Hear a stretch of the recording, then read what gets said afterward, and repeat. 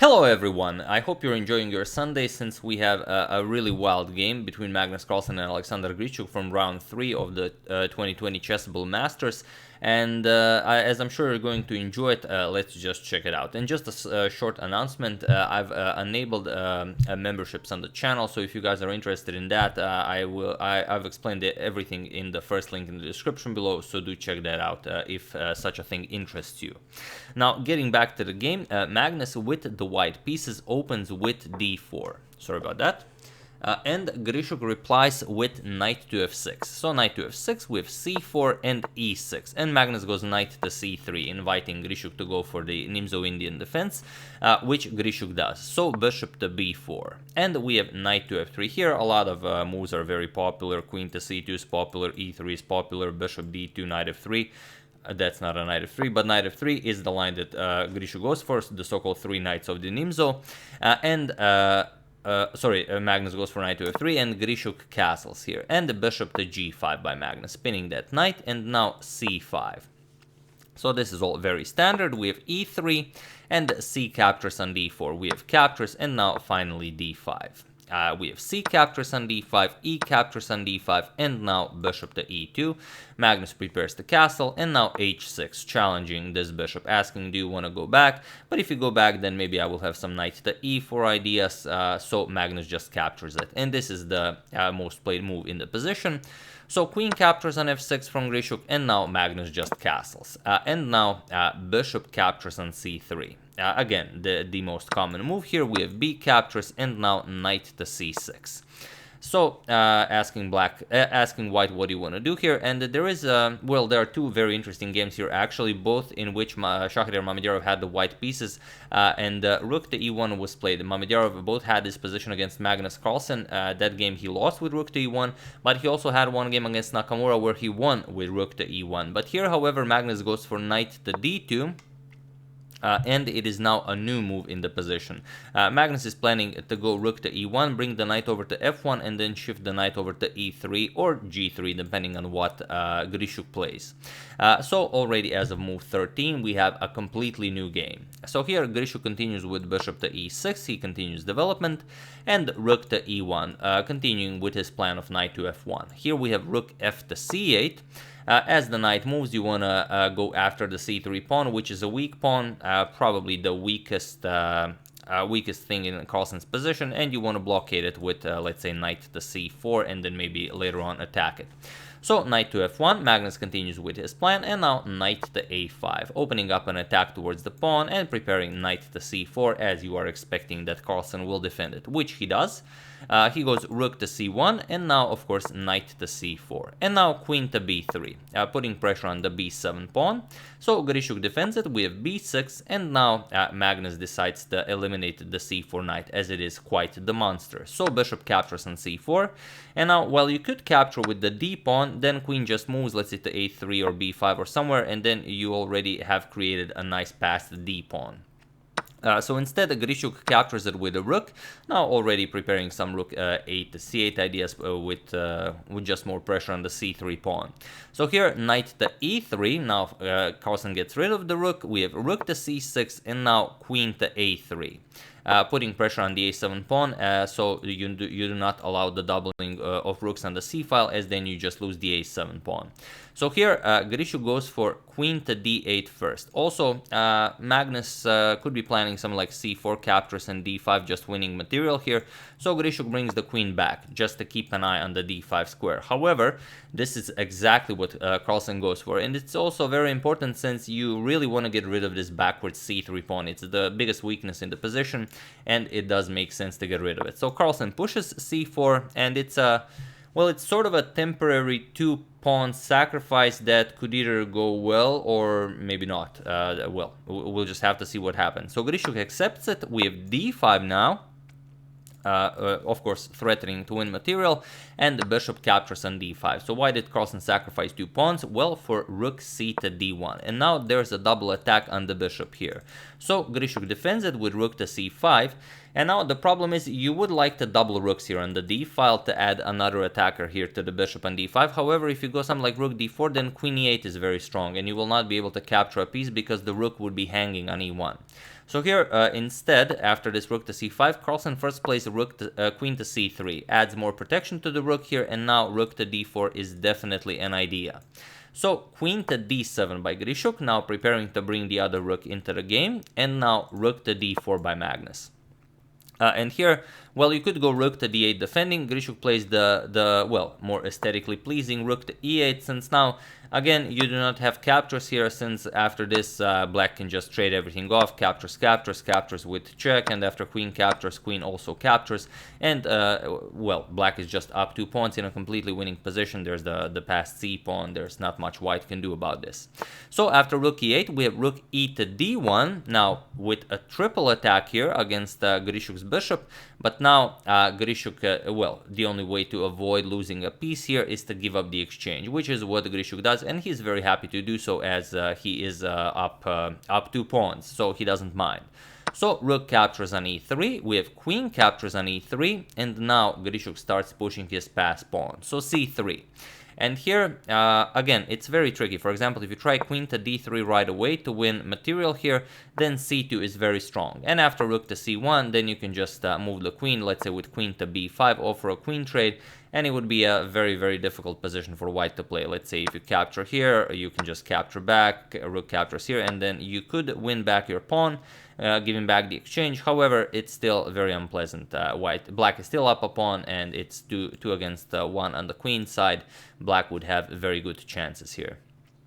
So instead, after this c3 push, Magnus goes f3, doesn't allow any tricks here against the g2 pawn, and now queen to c6, just adding more pressure to the c2 pawn, so now you can push it by both defending it with the queen and the bishop, and now comes queen to d3, again, now putting pressure on the bishop, so now c2, Magnus attacks the rook, we have rook to c1, and now rook to c3, challenging Carlsen's queen on d3, so he has to move it while maintaining the pressure on the bishop here. The threat is still just queen captures, and now Grischuk, the point is, if you just move the bishop, you're getting checkmated. Check, queen covers h7, you have to block, and it's checkmate. So here, instead, after this queen to f8 by Magnus, Grischuk found the only move that allows black to keep the advantage, which of course you are more than eager to find while pausing the video, while I give you a couple of seconds. So for those of you who were able to do it, congratulations on unpinning with a threat, and for those of you who just want to enjoy the show, it's queen to e8. Queen to e8, you try and give up the bishop, of course, for this very, very dangerous queen to e3 check, and here white is completely lost. After you move it, you pick up the rook with check, then you bring the queen back with check, then the king has to go somewhere. Of course, you don't want to go to f1, so you go to g3, and then black just brings another queen into the game. And after white delivers one check, there are no more checks, and black has 2 queens. So, of course, completely winning. So, after this queen to e8 move by Grischuk, Magnus went queen to f4. Defends the rook here on c1, also adds more protection to the e3 square. But now, bishop captures on a2. And all of a sudden, Grischuk has... Grischuk has 3 passed pawns here on the queen side, and this is now just a complete domination by black. So here Magnus goes queen to d2. He wants to trap Grischuk's queen by playing rook to d8, but Grischuk just moves the queen, and he says, I'm not worried about any checks here after my king reaches the h7 square. Sorry about that. There are no more useful checks, so I'm not really worried about this. So Magnus goes rook to a4 instead. He says, okay, you either capture my rook, and then I'm gonna get rid of this rook while also capturing the c2 pawn, or if you move the bishop, then I can gobble up the a7 pawn, at least reduce some pressure on the queen side. So here we have queen to c5, check by Grischuk, king to h1, and now just bishop back to e6. Grischuk says, okay, have at it, you're welcome to grab the a7 pawn, I'm just gonna do my thing. So here Carlsen does it, we have rook captures on a7, and now Grischuk just plays b5. And now if he's allowed to play b4, b3, and b2, it's just game over. So Carlsen has to play something really, really quick. So rook to a5, stopping b4 for the moment, and now rook to c4. Keeping an eye on the b4 square while preparing queen to c6 and b4. So here we have h3 by Magnus, creates some breathing room for the king, and now queen to c6 by Grischuk. A very, very dangerous idea. We have queen to d8 check, king to h7, and now queen to d3 check.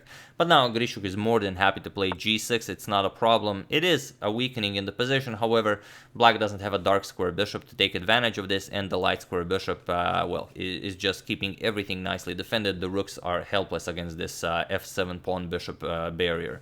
And here we have queen to d8 by Magnus. Here Magnus is planning rook to a8, and he wants to deliver checkmate. However, there is a move here, and this move is so beautiful that I'm sure you see it right away. So feel free to pause the video and try to find it while I give you a couple of seconds. So for those of you who were able to do it, congratulations. I'm sure you've spotted it right away. And for those of you who just want to enjoy the show, it's bishop captures on h3. And here, white just resigns. There is no defense against this. Of course, if the bishop is captured, then just queen captures on f3 with check. And after, let's say, king moves anywhere, then queen f2 check, king to h1, and now rook to c3 with the threat of checkmate. And there's not much you can do about this. Queen d7 can defend it, but now rook g3, and there is no defense against this checkmate. Whatever you play, it's just mate. So what could happen here is that after you capture on h3 is that white doesn't capture, which does make sense. Let's say he plays king h2, attacks the bishop, but now you just bring the bishop back, and now without the h3 pawn, it's just a completely lost position. There is no rook to a8 anymore since the bishop cut off the rook. The a8 square is nicely covered. The rook is also ready to jump to h4. If the queen ever moves, you can just start pushing the b pawn to victory. So everything is winning here for black. However, Grischuk played b4 instead. He wants to start pushing the pawn right away, and this is still perfectly fine. But it allows Magnus this unnecessary counterplay with rook to a8. However, we have bishop to c8. Grischuk now blocks the queen's access to the h8 square, which would deliver checkmate. And now Carlsen goes for rook to b8. Again, stops the the b pawn from moving to b3, but also has a very dangerous threat. And here, Grischuk should consider something like queen c5 or just queen d7 trading queens, which would be extremely strong here. However, Grischuk goes king to g7. And now he gives Magnus this one move that allows him to go back into the game. So once again, feel free to pause the video here for the last time and find the best defensive move for Magnus while I give you a couple of seconds. So for those of you who were able to do it, congratulations on not just being a great attacker, but also on being a great defender. That's also super important. And for those of you who just want to enjoy the show, it's rook to b6. And now there's a problem. The queen is under attack, and there's not much you can do. Well, if you go queen d7, if you try to trade queens now, the problem is Grischuk has Carlsen has queen to f6 check, and after the king moves, this rook to d6 is deadly with the threat of rook d8 and the rook to h8 or queen to h8 checkmate. So here black would have to offer a queen trade, but now after queen b2, you still keep an eye on the h8 square, threatening this. And now after rook to c3 blocking, now you can just go rook to d2, and now you can pick up this pawn, you can pick up this pawn. There's not much you can do here.